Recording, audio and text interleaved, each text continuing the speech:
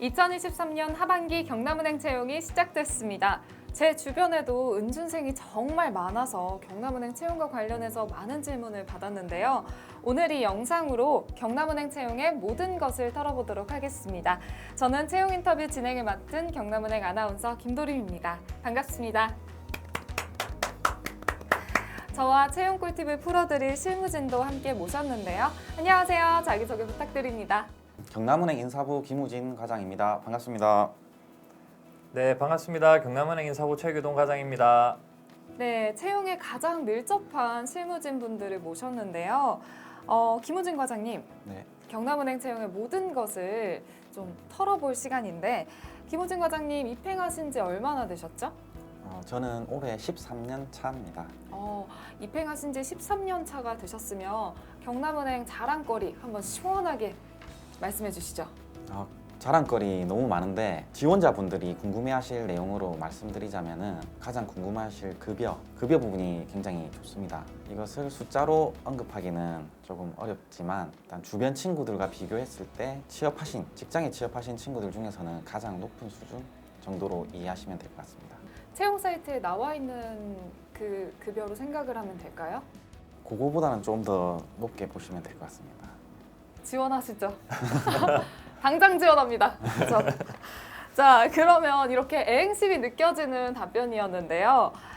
이번 2023년 하반기 경남은행 채용과 관련해서 채용 직군부터 절차까지 간략하게 소개해 주시기 바랍니다. 네, 우선 작년에 이어서 또 이렇게 지원자 여러분들 만나 뵙게 돼서 너무 반갑습니다. 금년 하반기 채용은 일반 직군 그리고 디지털 직군 구분 없이 통합 직군으로 진행이 되고요.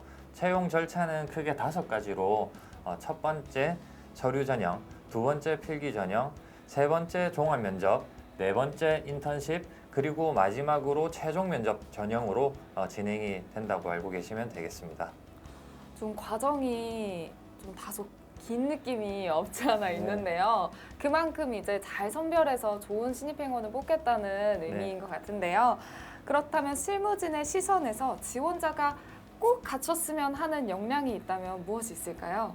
꼭 갖춰야 되겠다라는 역량이라기보다는 저는 인성적인 측면이 중요하다고 생각을 합니다. 특히 적극적인 태도가 중요하다고 생각을 하고 한두 분의 특출난 직원 빼고는 대부분 비슷한 역량을 갖추고 있는데 하나라도 더 배우려고 하고 그런 경험을 많이 쌓으신 분들이 업무적으로 많이 성장하는 걸 봤기 때문에 저는 적극적인 태도가 중요하다 생각합니다.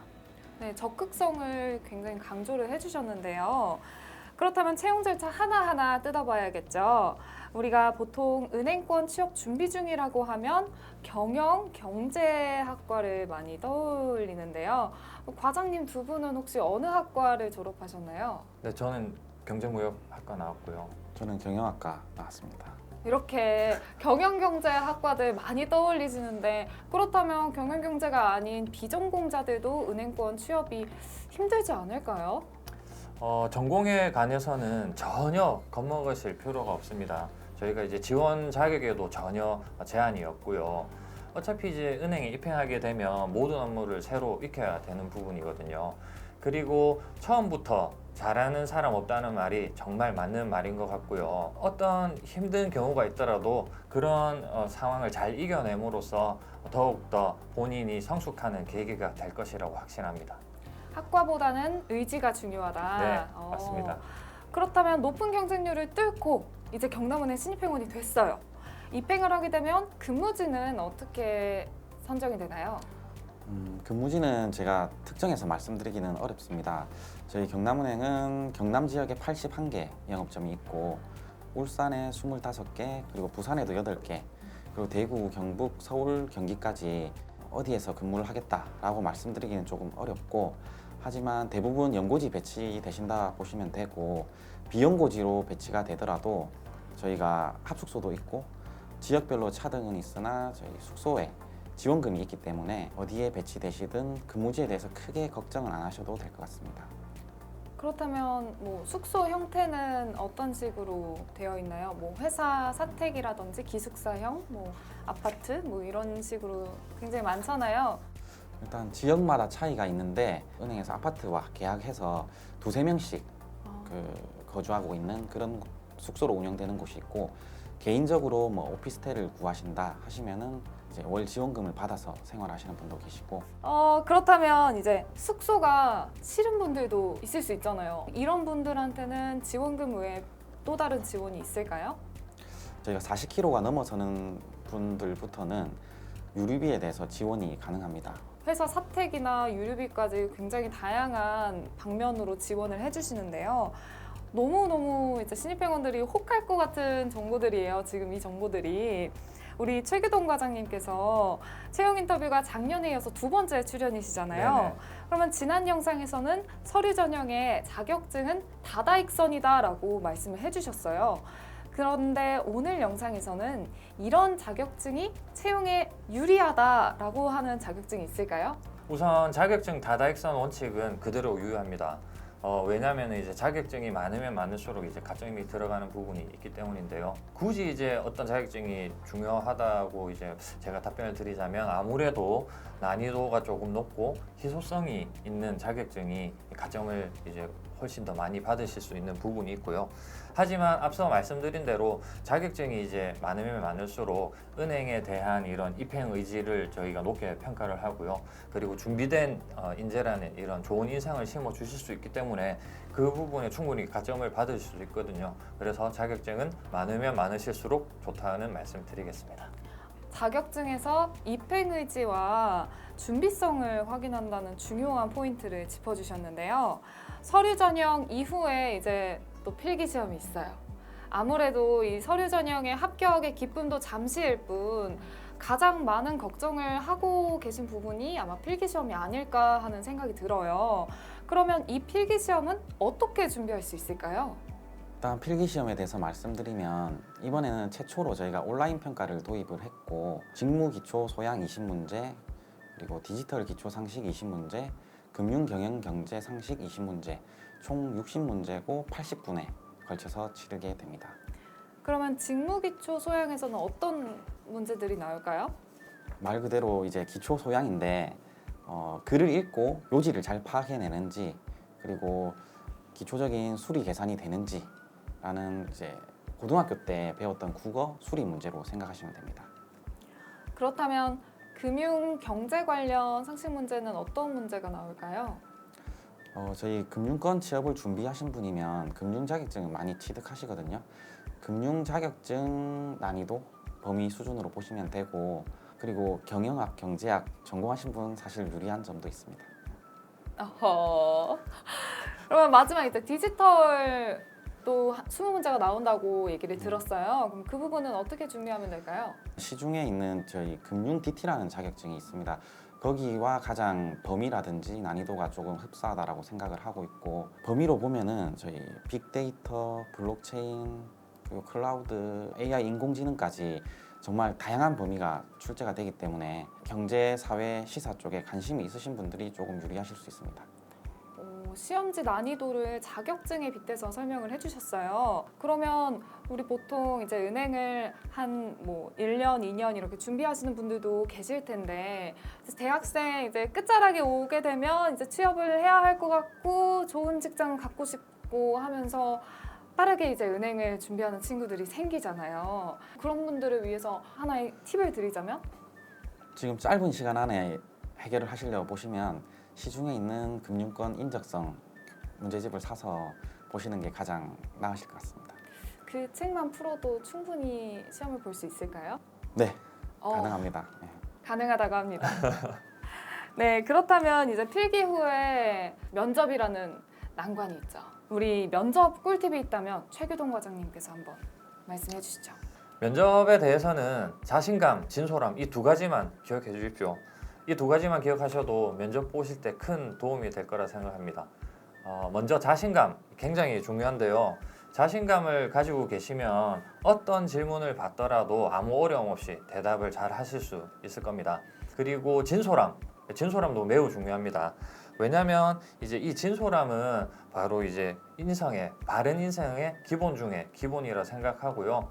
은행으로서 반드시 갖춰야 될 기본 덕목이라 생각하기 때문에 자신감과 진솔함 이 두 가지는 꼭 기억해 주시고 면접에 들어가 주시면 좋은 결과 있지 않을까 생각합니다. 자신감과 진솔함. 저도 정말 많은 면접을 봐왔는데요. 그 면접에서 나다움을 가장 솔직하게 표현을 할 때 제일 좋은 결과가 있었던 것 같아요. 네. 그래서 면접자분들께서도 나다움을 표현하는 게 제일 어렵죠, 사실. 제일 네. 어려운데 그거를 해낸다면 정말 좋은 결과가 있지 않을까 생각이 듭니다. 그러면 이번에는 지금까지와 달리 종합 면접과 최종 면접 사이에 인턴십이라는 그런 중요한 제도가 들어갔어요. 이 인턴십에 대해서 잠깐 설명을 해주신다면? 네, 인턴십은 저희 대외기관 연수 2주 그리고 저희 본부 부서에서 현장 실습 가지는 게 2주, 총 4주 정도 있습니다. 그러면 그 인턴십까지 간 모든 지원자들이 채용이 되는 걸까요? 그렇지가 않아서 저희도 참 고민을 많이 했었습니다. 하지만 저희가 그 2주 동안 받으시는 교육이 상당히 또 비싸고 좋은 교육이거든요. 그 교육도 받으시고 현장 실습도 하시고 또 급여도 제공되고 하니까 저희 경남은행 말고 다른 금융기관에 취직을 하신다 하더라도 그때도 좋은 경험이지 않나라고 생각을 하니 크게 속상해하지 않으셔도 될 것 같습니다.